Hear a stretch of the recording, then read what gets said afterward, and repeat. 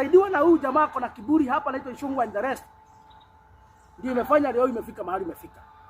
Kwa hivyo nikwambie William Ruto, sisi hatuna fujo, sisi hatuna vita, sisi tunataka amani. Na ile maandamano imekuwa ikiitishwa, mnajua vizuri ya kwamba ni Gen Z wamekuwa wakiitisha. Na Gen Z ilitengenezwa ama walijitokeza as a movement even before Rigathi Gachagua was impeached from the government. Hawajaanza saa hii.